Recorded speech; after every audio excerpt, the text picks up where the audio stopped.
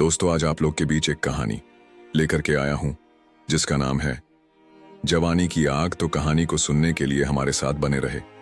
रीता अपने मौसा के साथ अपनी उभरती जवानी की आग बुझाती। मौसा अपनी हवस पूरी करता और रीता अपने भीतर की आग को मौसा के आगोश में आकर शांत करती।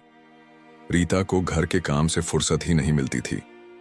घर में सबसे बड़ी बेटी होने की वजह से वह घर का सारा काम संभालती। उसकी मां अधिकतर नानी के घर जाकर रहती। रीता लापरवाह सी अपने काम में व्यस्त रहती। अक्सर उसका मौसा चौरे उनके घर आता और उससे हमदर्दी जताता। चौरे सरकारी विभाग में इंजीनियर था और उसके पास अनाप शनाप काफी पैसा था। वह इश्कबाज था और लड़कियों पर अक्सर दिल खोलकर पैसा उड़ाता था। रीता के लिए भी वह कभी साड़ी तो कभी मेकअप का सामान लाकर देता रहता। रीता को घर में इस सामान के बारे में कोई पूछता भी नहीं था कि उसके पास ये सब कहां से आ रहा है।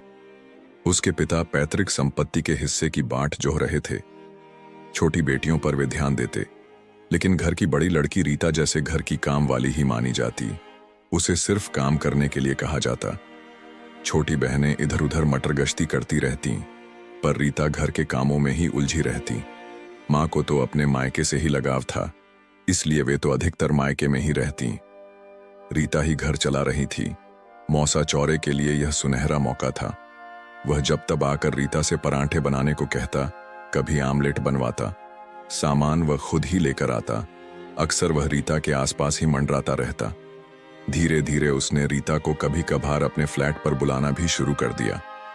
अक्सर जब रीता की मौसी कहीं बाहर गई होती तो वह रीता को अपने फ्लैट पर बुला लेता और उसके साथ मौज मस्ती करता। इधर मौसा के कहने पर रीता की मां भी उसे आसानी से भेज देती। वे यह भी नहीं सोचती कि उसकी बेटी अपनी ही मौसी का घर उजाड़ रही है।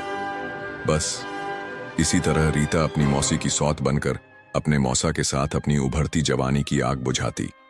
मौसा अपनी हवस पूरी करता और रीता अपने भीतर की आग को मौसा के आगोश में आकर शांत करती। अंत में हुआ यह कि रीता को दिन चढ़ गए। यह देखकर रीता की मां के होश उड़ गए। रीता के पिता तो गांव आने जाने में ही लगे रहते थे। रीता की मां ने उसके मौसा चौरे को खूब खरी खोटी सुनाई। इसके एवज में उसने रीता के मौसा से मोटी रकम ऐंठ ली। अब रीता के कुंगारेपन के गर्भ के लिए इधर उधर डॉक्टर की खोज हुई। रीता को बार बार उलटी होती तो छोटी बहनें पूछती, इसे उबकाई क्यों आ रही हैं?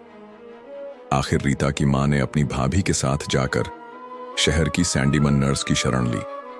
उसे मुंह मांगी रकम दी। सैंडीमन इस काम के लिए शहर में जानी जाती थी। किसी भी कुंगारी लड़की का अनचाहा गर्भ यदि गिराना होता तो यही एकमात्र नर्स थी जिसके पास सुरक्षित गर्भपात किया जाता था। आखिर रीता का गर्भ गिरा दिया गया क्योंकि चौरे ने नोटों की गड्डी दी और सैंडीमन नर्स एक अनुभवी चिकित्सक थी। सैंडीमन के सहयोग से रीता को उस नाजायज गर्भ से मुक्ति मिली। वह अब दोबारा अपने मौसा के संग गुलछर्रे उड़ाने को आजाद थी, लेकिन इस बार नर्स ने उसे बताया कि वह गर्भ निरोधक इस्तेमाल करे। अधिकतर लड़कियां पहली बार इन सब बातों से अनजान रहती हैं। जवानी की धधकती आग में वे सब कुछ भूलकर अपना सर्वस्व चौरे जैसों के हाथों लुटा देने को तत्पर रहती हैं। तो दोस्तों, कहानी यही समाप्त होती है। अगर कहानी पसंद आया हो तो लाइक, कमेंट और शेयर करना ना भूले। और कैसी कहानी आपको पसंद है हमें जरूर बताएं। Thanks for watching.